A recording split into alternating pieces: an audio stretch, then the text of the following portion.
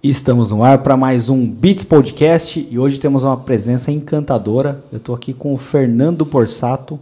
Fernando, muito obrigado por vir, muito obrigado por aceitar o convite e seja bem-vindo. Maravilha, Adriano. Eu que agradeço o convite, é um prazerzaço estar aqui com vocês e vamos bater um papo aí, né? Perfeito. Cara, a gente tem uma pergunta clássica aqui, que é a primeira pergunta: quem é o Fernando na fila do pão? Que maravilha, né? Acho que é difícil definir não só o Fernando, mas as pessoas por uma única coisa, né? Eu acho que a gente é uma mistura de muitas coisas que passam na nossa vida ou que efetivamente a gente faz.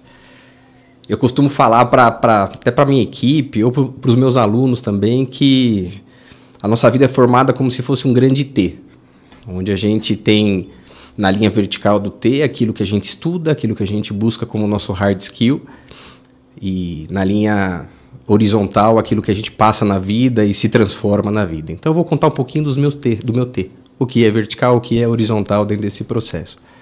O Fernando é administrador de empresa, me formei no ano de 2002, então olhando meu hard skill, a minha linha vertical do T, eu sou formado em administração.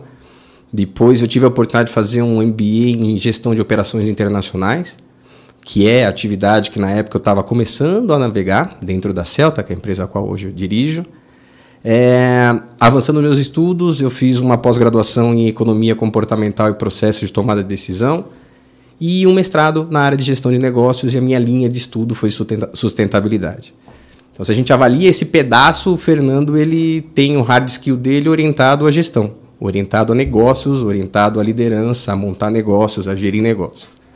Mas como eu falei, Adriano, não é só isso, né? A nossa vida são tantas outras coisas que a gente vai se formando. O Fernando é ator de formação, já montei peças de teatro também, adoro as artes. Caramba. O Fernando é palhaço. Essa parte é surpreendente. Pois é. O Fernando é palhaço, eu fiz uma formação de palhaçaria. Inclusive, eu às vezes brinco com a minha equipe e falo, pô, se alguém falar que seu chefe é um palhaço, você pode afirmar que é. Só avisa que o nome dele é Joaquim, porque é Joaquim, né? O Fernando é mergulhador, adora o mar, adora o mergulho. O Fernando é maratonista, adoro correr. Já tive a oportunidade de correr algumas maratonas. Eu acho que tudo isso forma a pessoa que efetivamente eu sou, independente de onde quer que eu esteja. E onde eu estou nesse momento, como foi a minha jornada aí dentro desse processo. Quando eu estava na Universidade de Administração, eu tive as minhas primeiras oportunidades de trabalhar ou de ter esse contato na empresa júnior da própria faculdade de administração.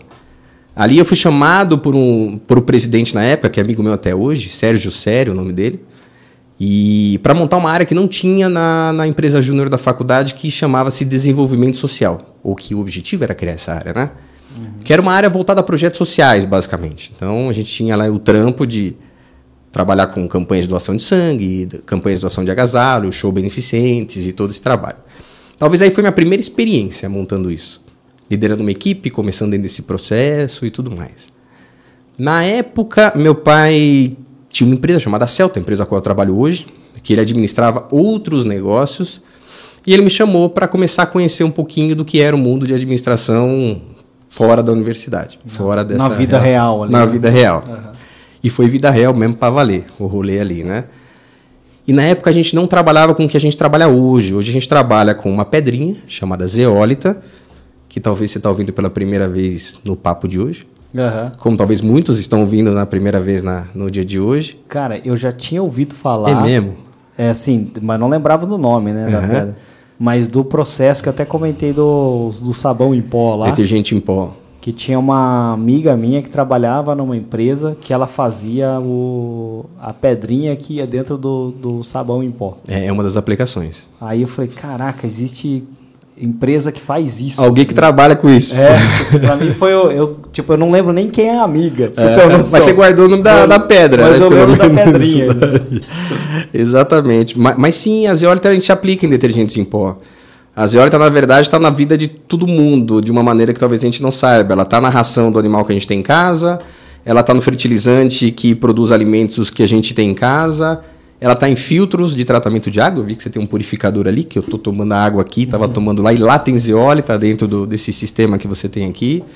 Ou seja, a zeólita é uma pedrinha utilizada como matéria-prima para indústrias como detergente em pó, nutrição animal, tratamento de água, agricultura e algumas outras aplicações também.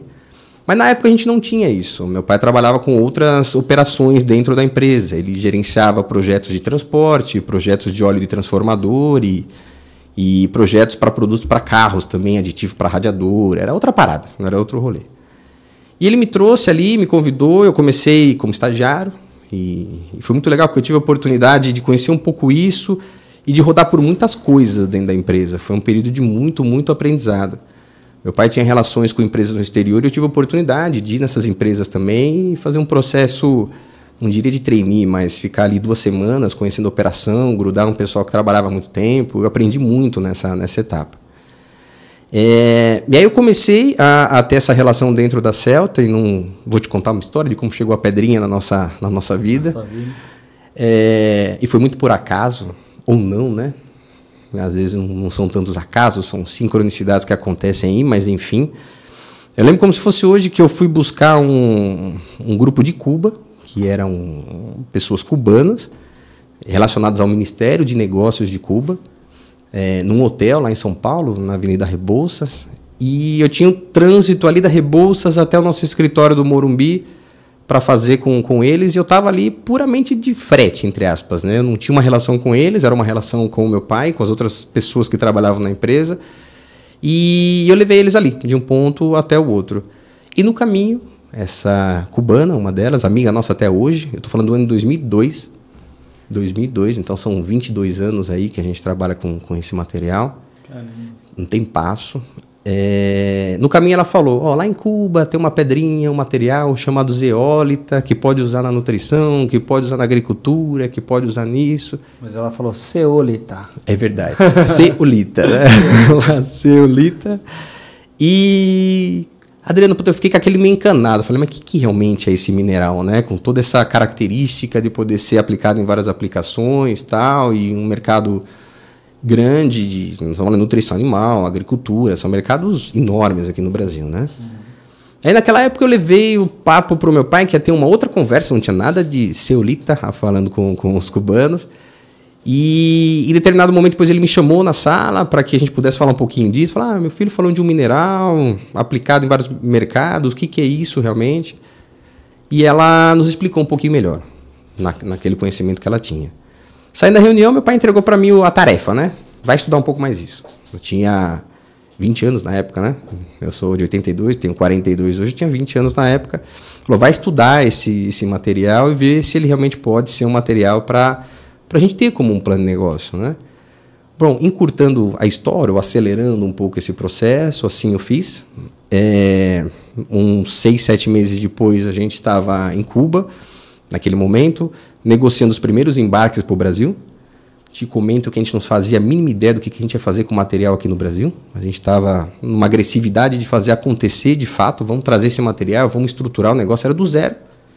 Benchmark praticamente nulo, né? Porque quem trampa com essa pedrinha, inclusive no exterior, era difícil encontrar empresas que faziam trabalho, porque naquele momento a zeolita ainda era um campo de muita ciência, muito incipiente, então você tampouco tinha muita referência internacional, e a gente trouxe o material. E foi interessante, até para te contar uma das histórias, nós trouxemos no primeiro momento 44 toneladas de material, são 2 containers de 20 pés, para a gente ter mais ou menos uma referência, e na época não tinha nem onde descarregar esse material. E o único lugar era o quintal, a garagem da minha casa. Caraca, velho. E lá nós descarregamos. E a gente brinca, né? Tantas empresas nasceram da garagem, a nossa também. Ali, 2 containers descarregados ali dentro da garagem.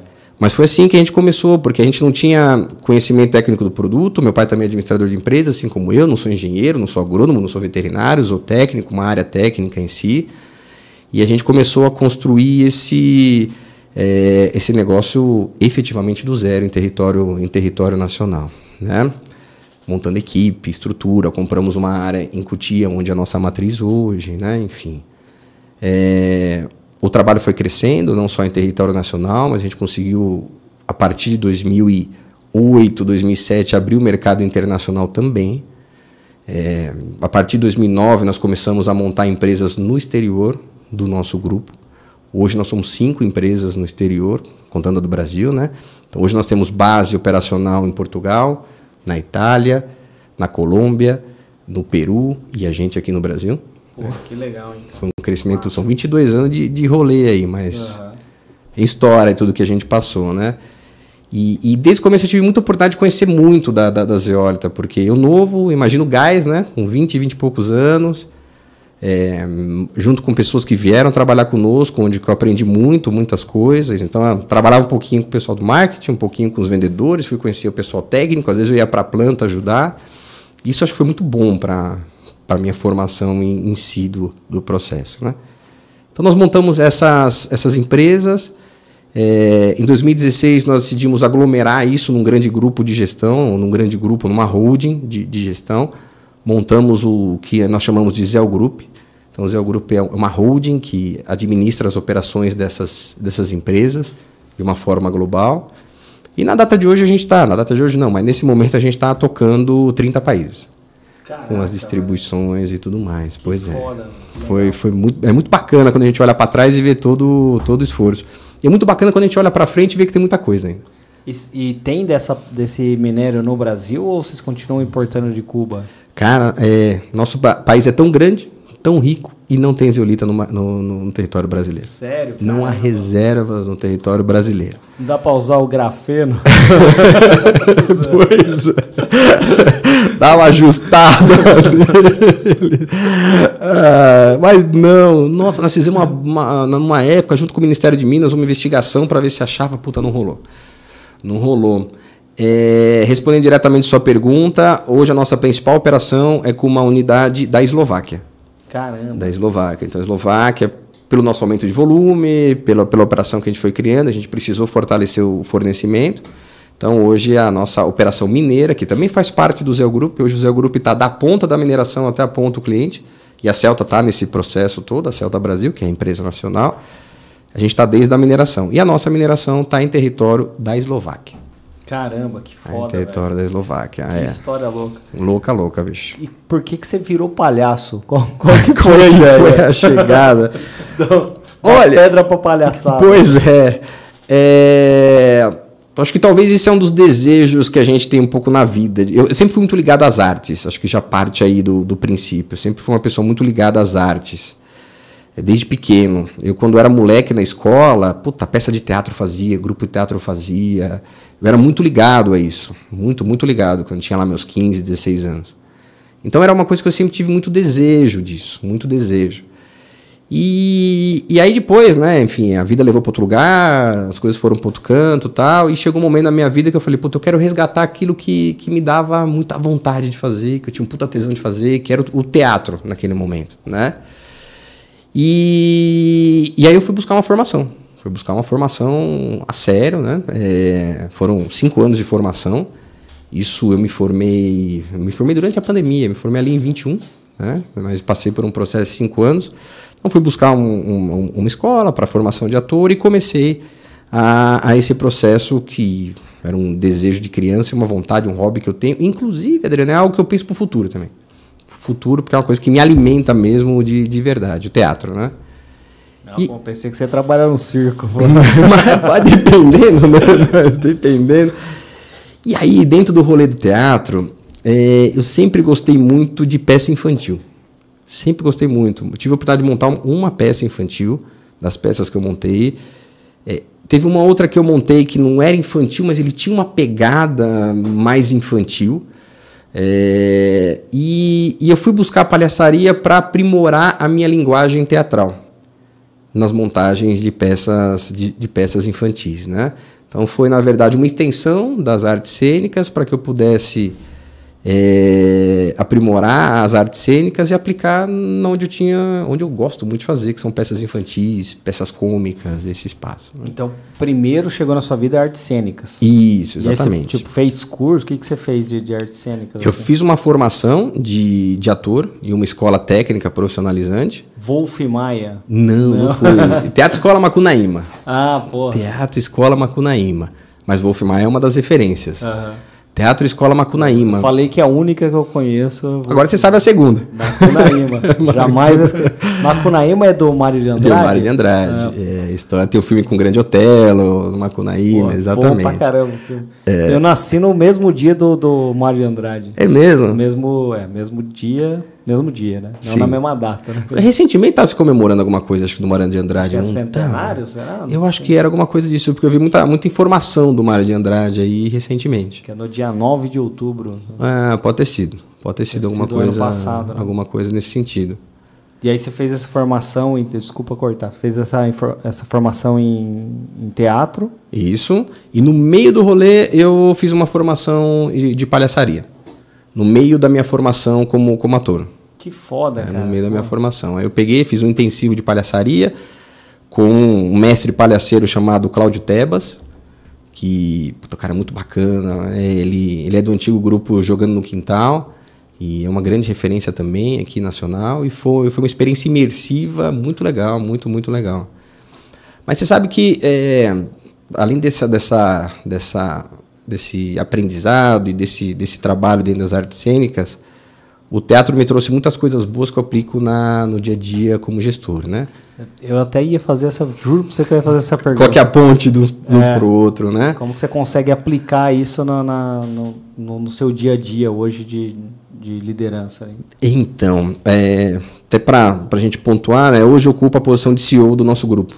Então, teve toda essa trajetória e tal, e hoje eu ocupo a posição de CEO, tanto da Hood Internacional, das operações globais, e também da operação brasileira. Eu ocupo essas duas cadeiras no dia de hoje. E o que a palhaçaria me trouxe? Aí, como eu posso tentar te explicar? Talvez eu possa te fazer uma pergunta para tentar explicar. E a pergunta é mais ou menos assim. O porquê o sapato do palhaço é grande, você sabe? Putz, eu acho... chute qualquer aí. Eu acho que é para torná-lo mais cômico, talvez. Para tornar a figura um pouco mais cômica. Poderia ser, mas não é a resposta que a gente encontra na palhaçaria. A resposta na palhaçaria é a seguinte: o sapato do palhaço é grande porque o sapato não é dele.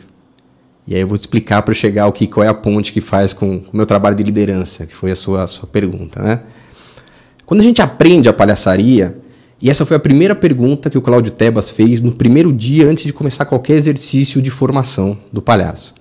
A gente chegou lá na formação e ele perguntou por que o sapato do palhaço é grande. E aí a gente falou, né? Cômico, tal. E a gente só foi descobrir a resposta no último dia do curso. E num dos últimos exercícios. Ninguém tinha acertado, foi quando ele falou, porque o sapato não é dele. Mas você não vai fazer isso comigo. Não. Até que hora nós vamos, vou deixar pro próximo. E a resposta é a seguinte, o sapato não é dele. E aí o que a gente aprende na palhaçaria? Que o palhaço é a construção do palhaço é uma construção do indivíduo, do ser humano verdadeiro. O palhaço, ele é o ser humano livre de algumas emoções ou de alguns sentimentos que a gente tem que de alguma maneira nos afasta, como o egoísmo, como a raiva, como a inveja, tal. O palhaço, ele é a criança verdadeira, pura, na sua mais pura essência, na sua mais pura verdade. E ele é livre de tudo isso. E o palhaço, quando ele cativa as pessoas dentro de uma relação, ele cativa por aquilo que ele é e não por aquilo que ele tem. Porque ele não tem nada, nem o sapato é dele. Caralho, que foda isso. Foda. Velho. É foda. Quem tiver interesse em ler um pouquinho mais, depois eu descobri que estava num livro esse troço aí. Né? Tá num livro chamado Palhaço e o Psicanalista, do Cláudio Tebas e do Dunker. E tem um capítulo que ele conta essa história.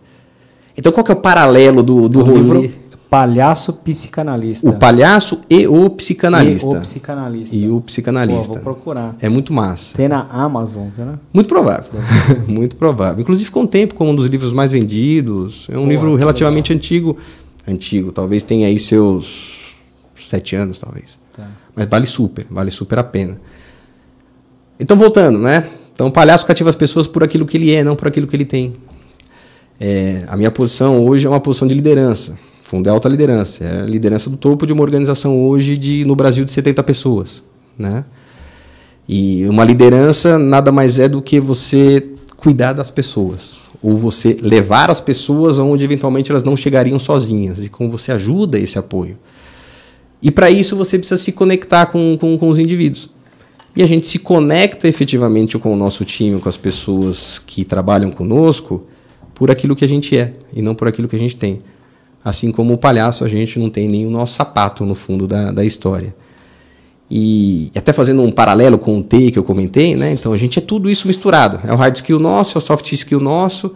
E quando efetivamente a gente, numa posição de liderança, se relaciona com aquilo que nós efetivamente somos na nossa essência, então o Fernando é um pouco do palhaço, é um pouco do ator, é um pouco do mergulhador, é um pouco do maratonista, é um pouco do administrador, é um pouco do pai de um menino de 2 anos, é tudo isso. Quando efetivamente a gente se relaciona na nossa mais pura essência, na nossa mais pura verdade, assim como a essência do palhaço, a gente se conecta com as pessoas. E o conectar é onde a liderança efetivamente acho que cumpre o seu papel. Então, talvez um pouquinho do que eu aprendi a ser palhaço e que eu trago para o meu dia a dia do trabalho. Pô, que legal. Cara, e você disse que fez peças. Fiz. Como é que é fazer uma peça? Você escreve o texto, o roteiro? Não. Pode ser ou não. Tá? Vou colocar as minhas experiências de fato. Nós tínhamos o que nós chamávamos de um processo criativo, no qual nós tínhamos um grupo, né? Durante a minha formação, eu montei as peças durante a minha formação, tá? Então nós tínhamos um grupo ali, o grupo que estudava junto, que trabalhava junto e tal, e nós tínhamos um processo que durava 6 meses, 6 meses de ponta a ponta. Então nós começávamos um processo criativo super aberto para que a gente pudesse, através de exercícios, através de práticas teatrais. A diretora, que naquele momento ocupava um espaço de diretora pedagógica, né, que era a formação, ela começava a trazer estímulos para nós, para buscar características do grupo que pudessem derivar uma melhor construção de trabalho. A partir daquilo, a partir daquela essência, a partir dos temas que se levantavam, nós levantávamos possíveis peças para serem trabalhadas, peças, né, já conhecidas, né? Nelson Rodrigues, enfim, tinha um rol ali de peças que poderiam ser trabalhadas, Valdir Andrade, etc. Tal. E aí ela vinha e trazia para nós algumas possibilidades de construção, e nós também compartilhávamos alguns desejos do grupo. Não, tenho o desejo de criar essa peça, tal. E aí tinha uma escolha coletiva daquilo que nós efetivamente íamos construir, né? Então, por exemplo, a primeira peça que eu montei dentro desse processo foi O Sonho de uma Noite de Verão, do William Shakespeare. Então nós fizemos vários exercícios, chegamos a essa peça, nós tínhamos um grupo grande também, então tinha que ser uma peça, na época a gente tinha 17 no grupo, a gente começou com 17 e terminou com 8, né? Então teve aí o pessoal que foi saindo. Chegamos à peça, pela característica do grupo, pelo tamanho do grupo e tal, e começamos a estudar o texto. Teve divisão dos papéis, teve um processo de uma escolha, cada um pôde escolher os seus papéis, mas a diretora depois ela foi fazendo os ajustes necessários. Lemos o texto e aí começa um processo de liberdade de criação do ator. Então você tem um texto que te guia, mas a criação da cena em si, da forma que você constrói, da forma que você faz, é um processo de liberdade de criação do ator. Onde por meio de exercícios, por meio de estímulos, o ator vai criando aquele espaço que ele acredita que aquele personagem de fato tem naquele ponto, né? E é um exercício muito estimulante, porque a gente vai criando e descriando, até o momento que a diretora vai também nos guiando, criando estímulos, até a gente chegar no ponto que o nosso personagem, a nossa cena, tem uma determinada característica. Eu posso trazer um exemplo, talvez. Uma das peças que eu fiz foi O Beijo no Asfalto, do Nelson Rodrigues. E eu fiz um delegado. Um delegado que, na peça ali no texto, era um delegado corrupto, carioca, corrupto. E ele tinha, pela minha leitura do texto, ele tinha todo um... Não que seja sinônimo, tá? Pelo amor Verdade, de Deus. Nós estamos colocando a peça na ficção do que estava ali. Então a minha leitura era um cara mais despojado, era um cara mais... que tinha uma formalidade, porque era um delegado, era uma autoridade, no fundo, mas ele era um cara mais solto, tal, tudo. E aí... E dava atenção para aquilo que interessava a ele, né? Então, ou seja, a atenção era para aquilo que interessava. E a primeira cena da peça era uma cena onde entrava um jornalista e ele começava, junto com o delegado, contar coisas que estavam acontecendo ali de uma maneira a criar isso uma grande manchete e tal, tudo. E então o advogado, o delegado, ele ouvia aquilo que realmente interessava para ele. Ele era um cara mais despojado, ele tinha um lado corrupto, ele queria buscar vantagem nas coisas, né? Então foi muito legal que eu fui buscando espaço. Como que eu crio esse espaço do cara que só vai escutar aquilo que ele quer, de que ele tem que se interessar por um ponto, que ele está mais focado em outra coisa do que efetivamente no que o cara está fazendo? Como que a gente cria? Aí eu fui testando. O cara tá vendo TV, o cara tá escrevendo alguma coisa, tal. E aí nós chegamos num estudo e o diretor foi estimulando, tal, até que eu fiz um exercício de comendo biscoitinho. O cara tá comendo biscoito, não tá nem aí porque eu tá falando. Quando o cara falou lá do ponto do beijo do asfalto, peraí, liguei, deixa eu prestar atenção nesse rolê. Fiz o exercício disso. E aí a diretora foi estimulando. Puta, ficou legal, bacana, mas o que ele pode efetivamente comer, né? Qual que é a relação daquilo que ele escuta com o desejo dele que tem? E aí eu fui pensando tal, e eu cheguei ao sonho de padaria. Naquele lugar de que o cara escutou algo que ele pode ganhar dinheiro, é o sonho de projeção dele.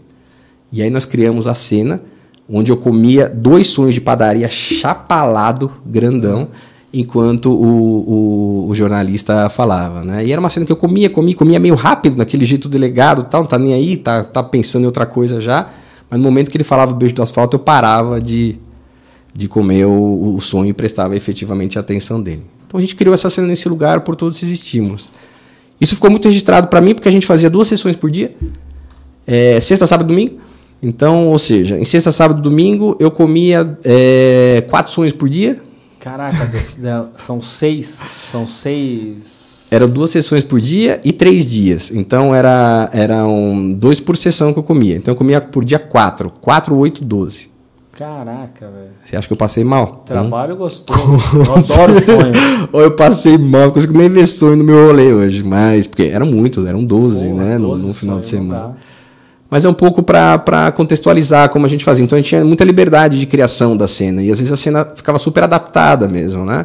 A gente tinha uma liberdade muito grande de criação.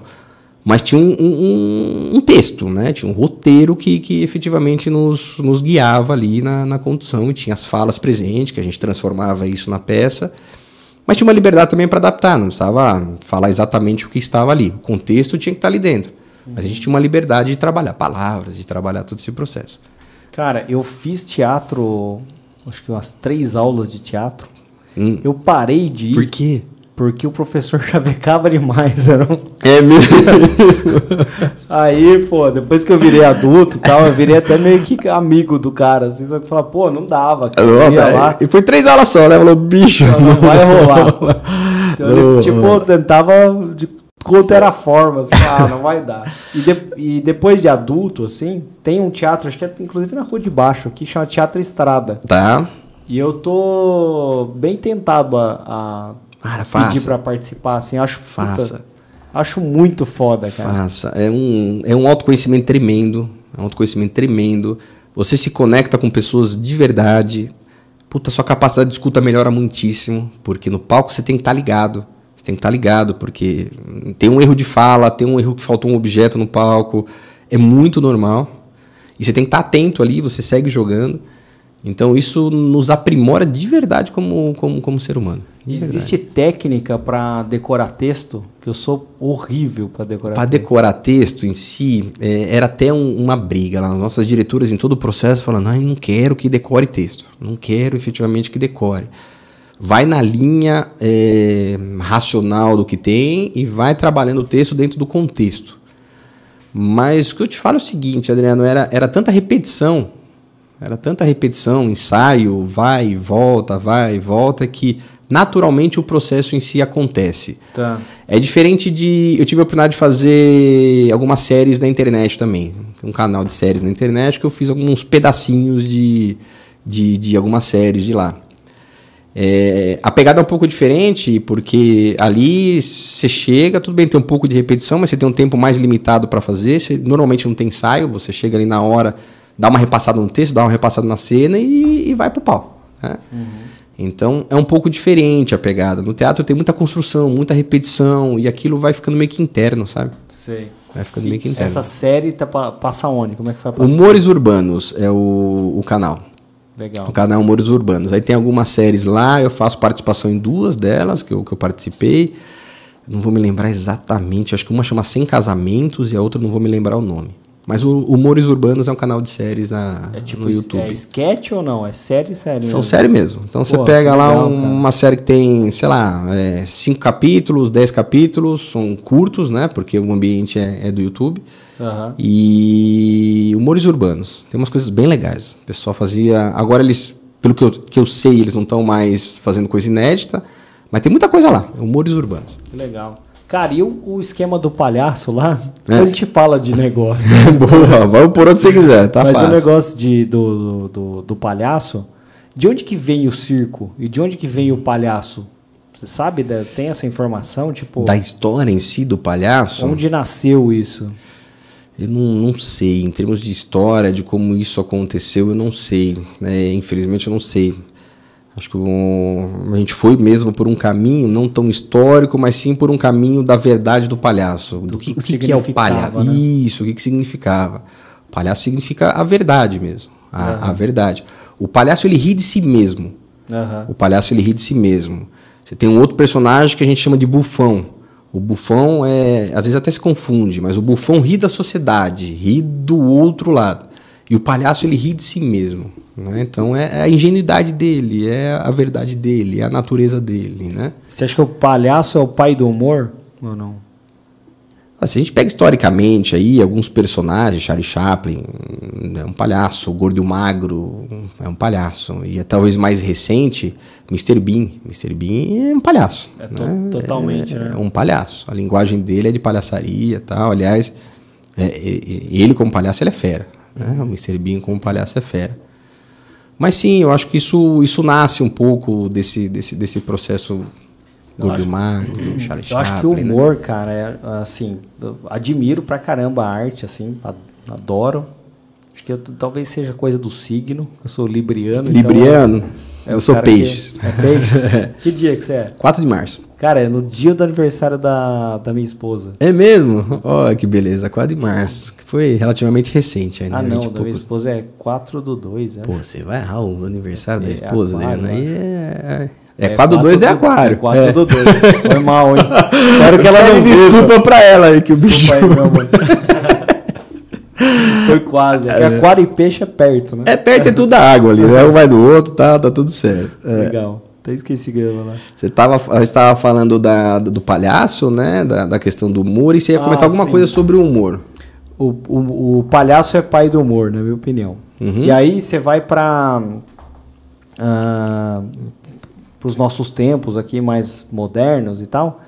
Tem aquele cara que era do Ratinho, que é o Marquito? O Marquito. O Marquito, Cara, o Marquito é totalmente desprovido de ego. Ele arrancou os dentes pra ficar mais engraçado. Você sabia disso? Não sabia desse rolê do Marquito, não. Mas ele tem uma linguagem da palhaçaria, o Marquito. Tem, total, né, cara? Tem uma linguagem da palhaçaria, tem. E você pega humorista hoje de stand-up e tal, os caras estão, tipo, totalmente egocêntricos, assim. Sim. Você percebe que é muito raro você pegar um humorista novo que faz piada da piada. Tipo, ele faz aquela piada que o humor é genial, acho que porque o cara escorregou na casa de banana, caiu, todo mundo dá risada. Então o negócio você consegue resolver ali em segundos, muito rápido. E aí o cara de stand-up, o cara, tipo, ele faz uma construção de uma piada que é muito rebuscada, assim, é meio que um texto do Shakespeare para no final você dar uma risada de canto de boca. Sabe? É verdade. Então, eu acho que funciona o stand-up quando você consegue se ver naquilo que está sendo dito. Situacional, né? Isso, situacional, mas você consegue se ver. Pô, o cara falou alguma coisa que realmente eu faço, que realmente rola, tal. Aí você consegue trazer. Mas se esse humor é um pouco mais distante, é difícil. É difícil. É difícil. Mas sabe que eu estava ouvindo uma entrevista do Leandro Hassum? E ele falou uma coisa que eu super concordo. Ele falou, é muito mais difícil você fazer comédia do que você fazer drama. Eu concordo. É muito mais difícil. É muito mais difícil. Porque o humor é genuíno, né, cara? Isso, foi exatamente isso que ele falou.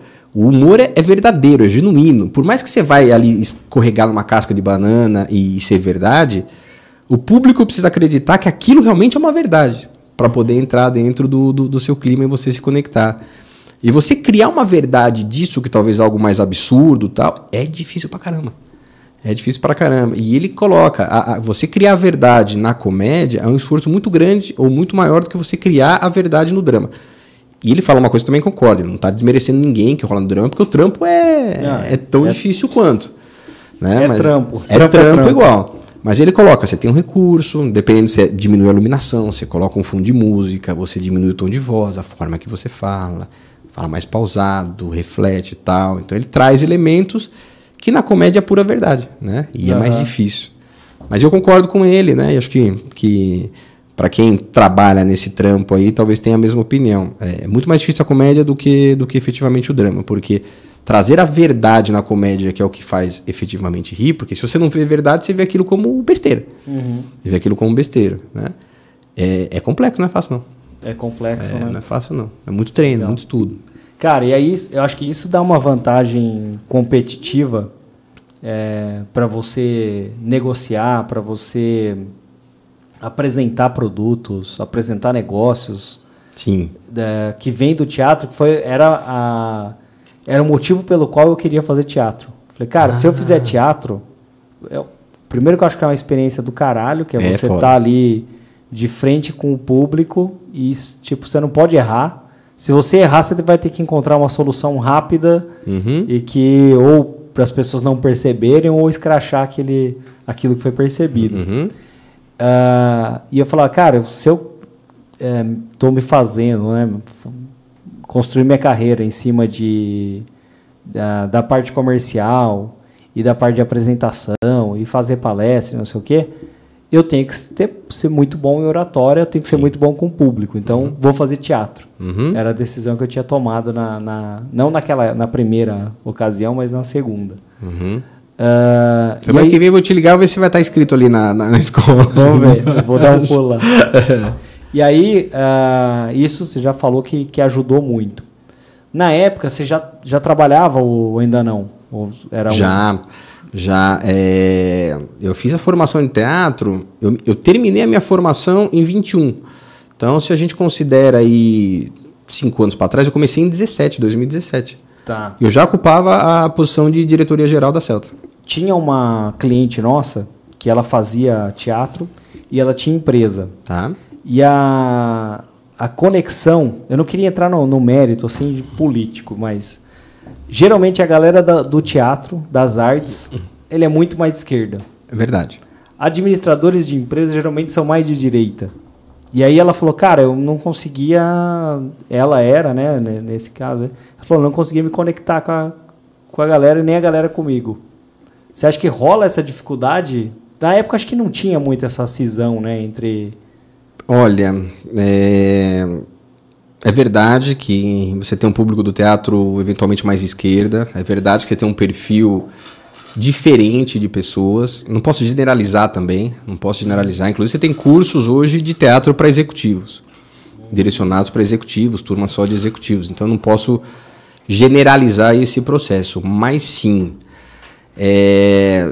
mas eu acho que eu volto talvez no palhaço, né? A posição que você é como empresário, a posição que você é como executivo, a posição que você é como CEO, não é isso que efetivamente conecta você com o público que você está trabalhando. O que conecta é aquilo que você tem na sua essência. Então, se você deixa isso de lado, se você efetivamente é quase o palhaço ali na sua essência, essas coisas de política, essas coisas de posição social, essas coisas de atividade aí, elas são mais deixadas de lado. Eu não tive nenhum problema em me conectar com o time, já ocupava a posição de diretoria.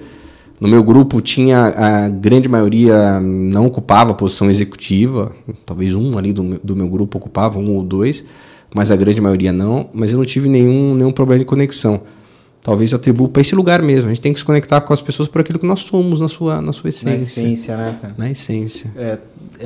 Hoje em dia parece que está mais complicado isso, mais né? Difícil. Mas, infelizmente, né? Mas eu acho que as pessoas, sei lá, tem que deixar de lado meio que uma besteira, uma babaquice, né, cara? Total. No fundo, todos nós somos iguais. No fundo, todos nós queremos o mesmo objetivo. Para tudo na vida, né? Então, se a gente consegue um espaço mais de comunhão do que um espaço de cisão, certamente a gente vai ter um mundo muito melhor aí pra gente viver e pros nossos filhos. Perfeito. Cara, agora voltando Bora. no business, né? Uhum. Vocês cresceram muito. Sim. Tem operações em 30 países? Hoje operando em 30. Com 5 bases e 30 países chegando. E como que foi esse processo de crescimento? Como é que vocês conseguiam mais clientes? Como que era a parte de vendas e a parte de marketing nesse processo todo? Como que isso ajudou? Ó, comentar para você que teve aí um planejamento, que teve aí todo um trabalho por trás, não. Foi um trabalho muito mais de suor, um trabalho muito mesmo de arregaçar as mangas, do que efetivamente, vou planejar uma internacionalização, vou planejar um trabalho fora. E algumas coisas aconteceram por oportunidade também. Então, muito suor e algumas oportunidades que apareceram e a gente conseguiu aproveitar. Uma delas foi interessante, que no ano de 2009, um empresário português me procurou a Celta na época, né? E eu atendi a chamada. E foi muito interessante que na chamada ele falou, Fernando, tá, a gente se conheceu, conversou um pouquinho. Ele comentou, estou saindo do meu negócio que é construção civil, estou buscando um outro negócio para empreender, via zeólita, quero empreender na zeólita e quero trazer material de você para cá. E na época ele falou, eu quero trazer pelo menos 5 containers, a gente está falando de umas 100 toneladas, e é um volume importante e tal, tudo, era um dinheiro importante. Eu cheguei, João Ferreira. Falei, João Ferreira, não vou te vender. E aí o português falou, mas como você não vai vender? Eu quero comprar. E ele veio para o Brasil praticamente um mês depois para me convencer a vender para ele. Né? E eu falei, vem para cá, vamos conversar e tal.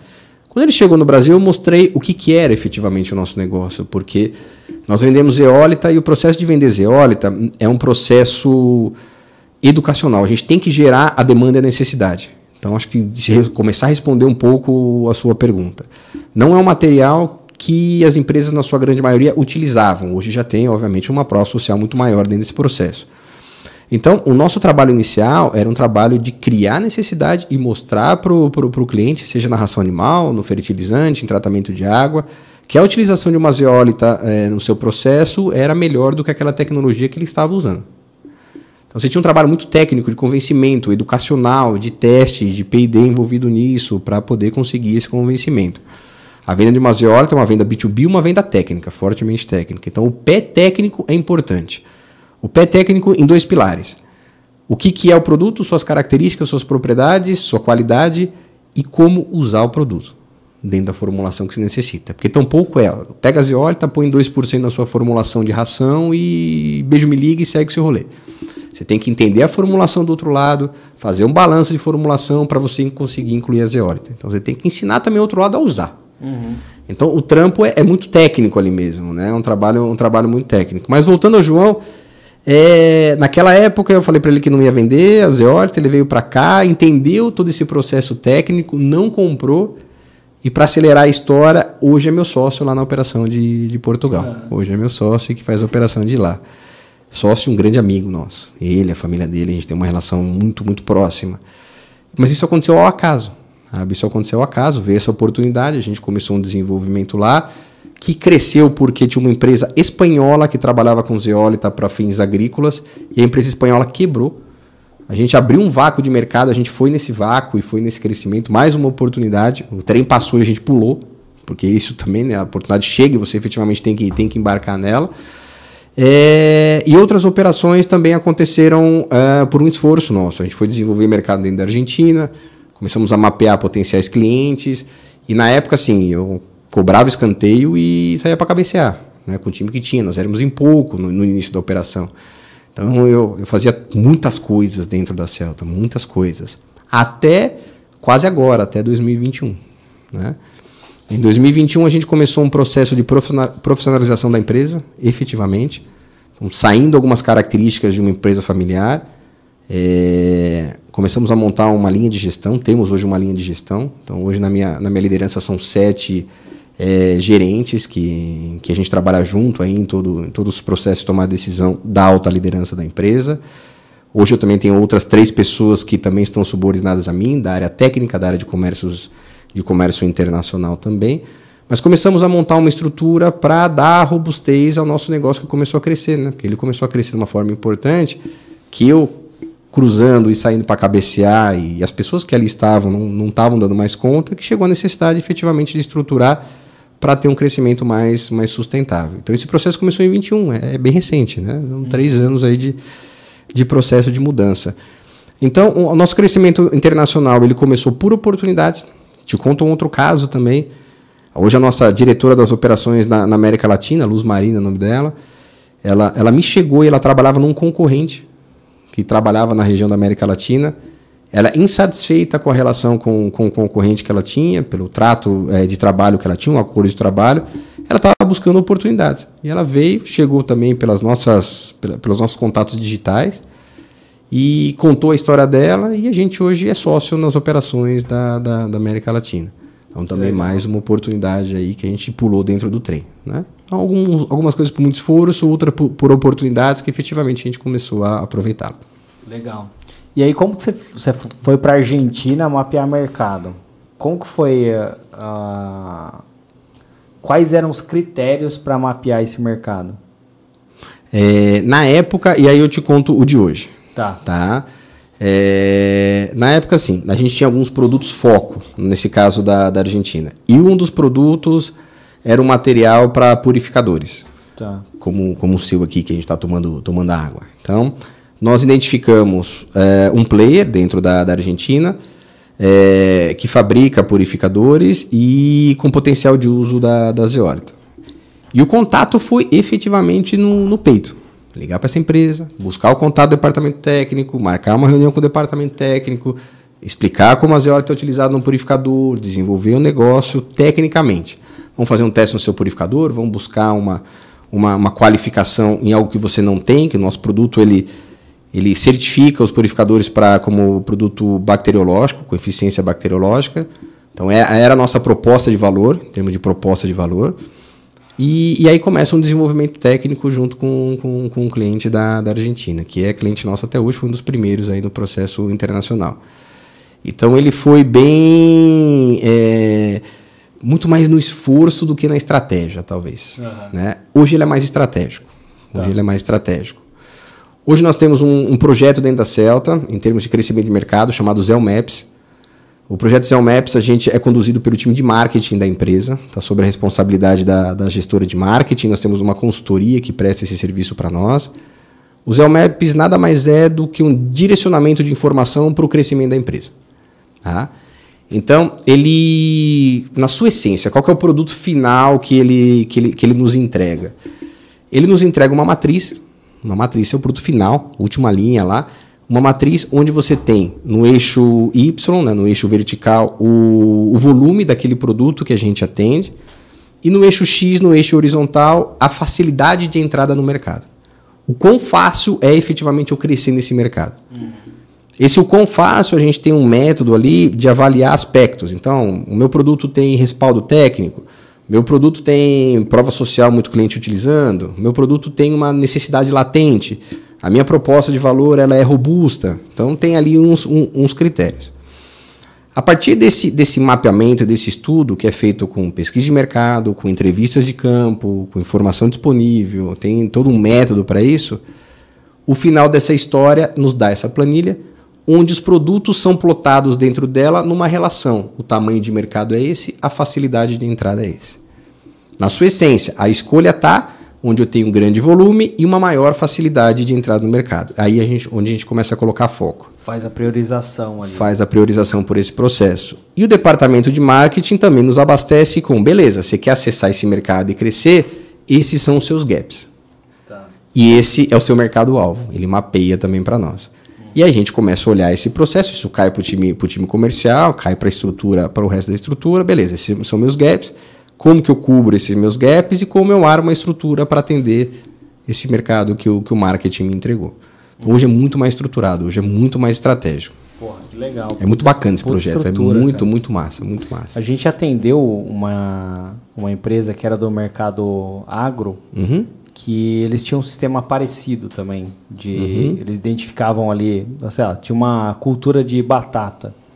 E aí o produto deles, ele meio que deixava meio que homogêneo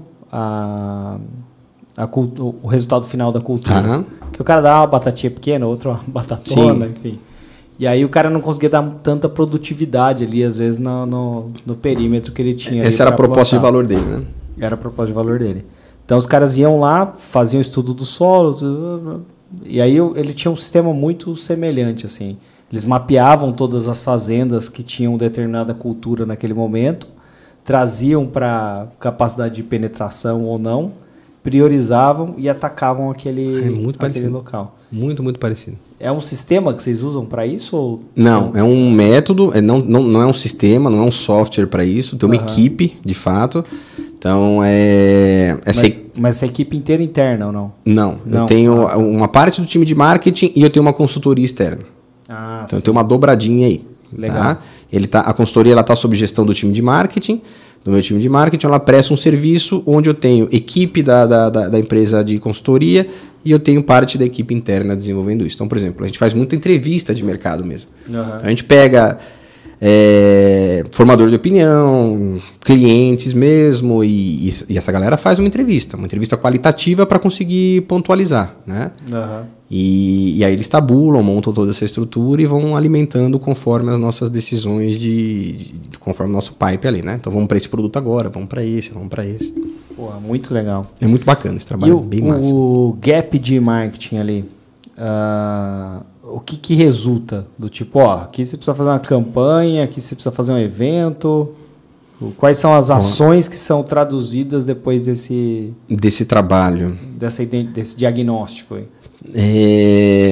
Talvez eu possa falar um pouquinho da questão de marketing. E para quem tiver interesse de nos acompanhar nas redes aí, Celta Brasil, nós somos uma empresa de B2B. Mas a gente tem uma pegada a nossa comunicação ela é muito leve, muito natural. Então, às vezes você olha ali a nossa informação e fala, pô, mas talvez destoa de uma empresa B2B, que talvez venha com muita informação técnica, porque o nosso trabalho é técnico, o nosso trampo é técnico e tal. Mas eu volto no palhaço, a gente se conecta por aquilo que a gente é, de fato, né? E nós somos uma empresa com uma cultura leve, nós somos uma empresa com uma cultura colaborativa, e isso é a Celta, de fato, né? Então, como a gente traduz isso na nossa comunicação em si? Então, nós temos um mascotinho, a gente acompanha várias trends e vai no rolê também na nossa divulgação. Então, tem muita coisa que às vezes até destoa de uma comunicação muito séria dentro do que é talvez mais habitual de uma comunicação B2B. Tá? Óbvio que em alguns momentos a gente tenta conectar o B2B, mas tem ali na ponta o C, né? Isso é importante. Então, te dou um exemplo. A gente tem um produto para filtração de piscinas. Filtração de piscina eu tenho que estimular o distribuidor ou estimular uma empresa que vende outras coisas para a piscina para ter uma marca deles, mas ao mesmo tempo eu preciso me comunicar ou pelo menos chegar a algum tipo de informação lá pro piscineiro, ou pro dono da piscina, ou pro dono do hotel, ou alguém que é lá na ponta, né? Então isso também é um desafio. E a gente tem um outro desafio de comunicação, são muitas coisas diferentes.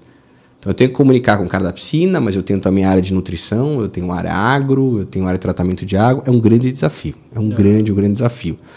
Então a gente aposta muito, comentando de redes e tal, e mais uma imagem institucional, de fato, como empresa, como eu tenho a minha marca, o meu grande valor de marca, de negócio, como eu começo a marcar como uma referência daquele tema, e aí o marketing ele pensa o seguinte, né? Eu tenho que ser efetivamente o top of mind de zeólita para quem pensar em zeólita. Então, como eu crio esse meu ambiente, pensei que eu posso usar uma zeólita aqui, é a Celta que eu busco uma referência, né? Então, o trabalho institucional é muito nesse lugar.